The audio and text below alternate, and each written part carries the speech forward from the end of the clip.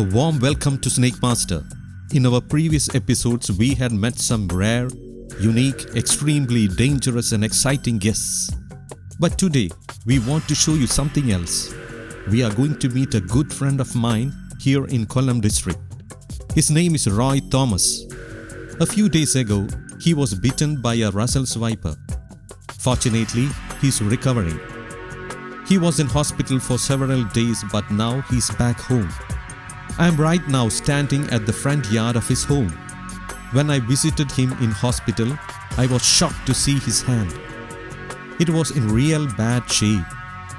I want my viewers to see him so that they are never tempted to catch a snake. I am aware that there are many people out there trying to imitate me. A couple of years ago, Roy had attended a snake awareness program of the Forest Department, conducted by me.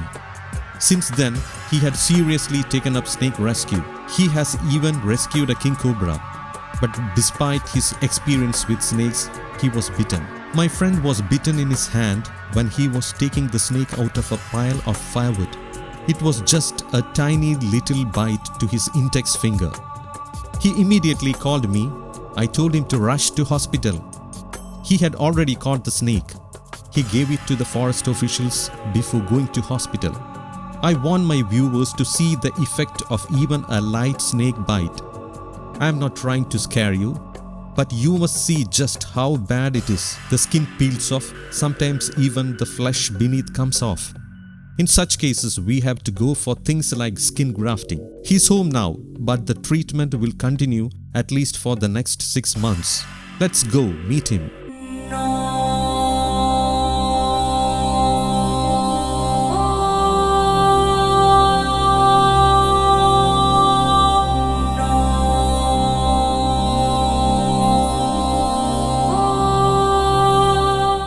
This is Roy. His wife, children and his parents are here with him.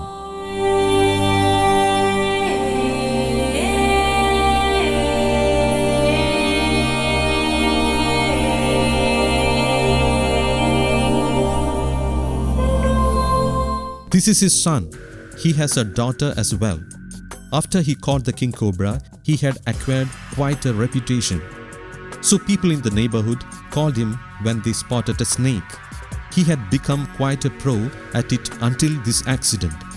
You know, most of the snake bites in Kerala come from the Russell's viper.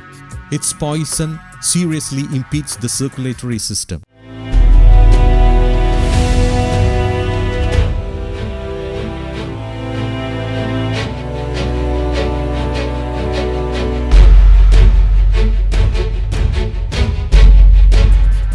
A fascinating fact about the Russell's viper is that it does not lay eggs.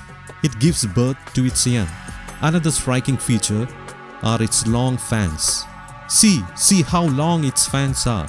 When you are trying to catch a Russell's viper, there is one thing you should be careful about. Never ever catch hold of its head. Its fangs can get you when you least expect it. Its fangs are 1 to 1.5 inches long. They are curved. Roy was bitten almost a month ago. 24 days. He was called in to catch the snake. He was putting the snake into a sack when it struck. He was bitten on his index finger. It was not a serious bite at all. Just a teeny tiny bite. I have always said this. If it's an adult snake, we should be extra careful in handling it because they will have a lot of venom in their glands. So even a small bite injects enough venom. Let me remind you again, please don't try these kinds of things. It's extremely dangerous. Roy has a family. He has 2 small children. He's lucky that he got away so lightly. Anyway, let's see how badly he's injured.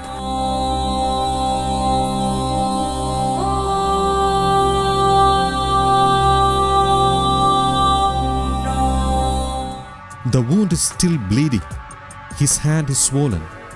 The doctors had to open up his arm and remove the poisonous fluids. Otherwise, his arm would have become paralyzed.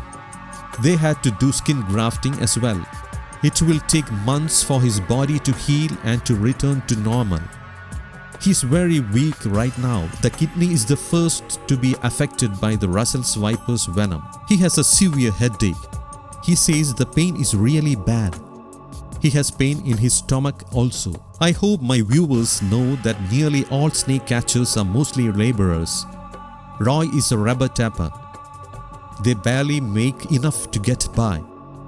An accident can be a blow to their families. Fortunately for Roy, the rest of his body is just fine.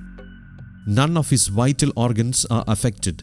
He's on medication right now. Now, the biggest complication is infection. He should wash the wound with a mild soap. Protect it from dust. After the wound heals, he may require cosmetic surgery. When I was bitten, my middle finger had to be amputated. His fingers are not fully functional as yet, but they will be okay. Andhra, Tamil Nadu and Karnataka have the highest death toll from the Russell's viper's bite. For the people of this area, Roy has been a great help. If anyone saw a snake in their house or yard, Roy would rush to help them. He has rescued a number of snakes and released them in the wild. He's done all this selflessly without expecting any benefit in return. Let's hope and pray that his wound will heal quickly. Let's wish him a speedy recovery, especially for the sake of his children. These days, government gives a lot of funds for snake rescue missions. The government bears the treatment costs. Roy must get the money necessary for his treatment. The government cannot shirk its responsibility towards him. Our elected leaders, our MPs and MLAs can help to raise funds. But of course, they should have the will to help. I hope that our show will inspire our political leaders to show more interest in such cases. Since snake catching is very risky, there are not too many people coming forward to do it. In fact, we have just a few snake catchers as such, so we must give them all the support they need.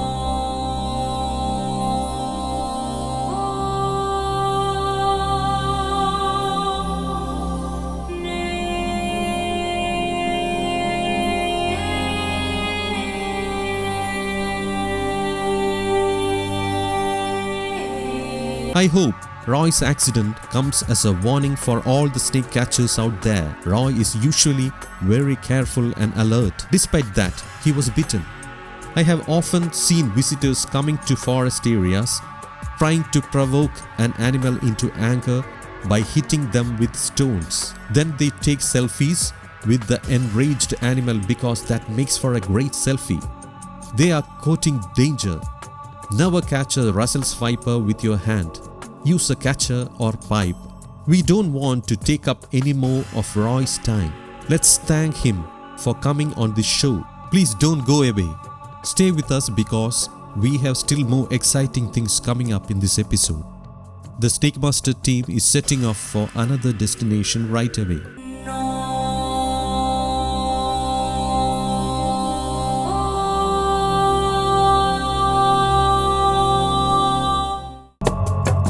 We are in the outskirts of Trivandrum near Nedamangad. Here a guest was seen disappearing into a hole in an earthen mound. People in the neighborhood called me right away. Our guest's hideout sounds a little tricky.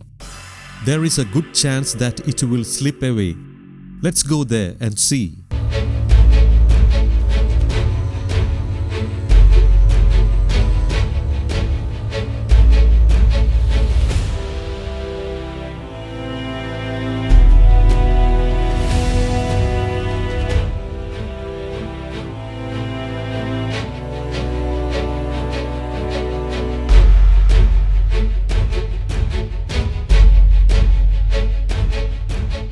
There are young children in the adjoining house. Their parents are away. This is where it's holed up. I can see it from here, through this gap. From what I can make out from here, it's a small cobra. I'm sure my viewers can spot our guest too. We will have to chip away some of the earth.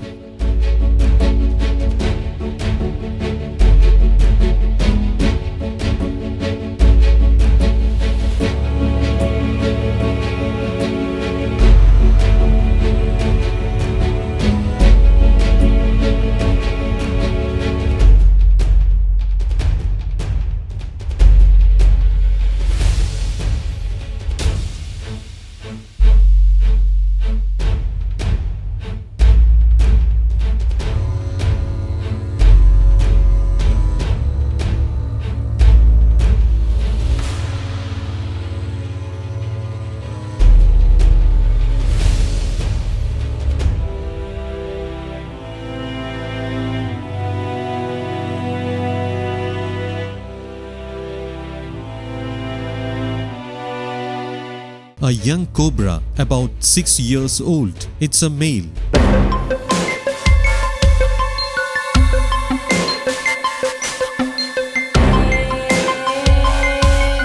He's quite aggressive, maybe because of the hot weather. He's very smart and active and healthy.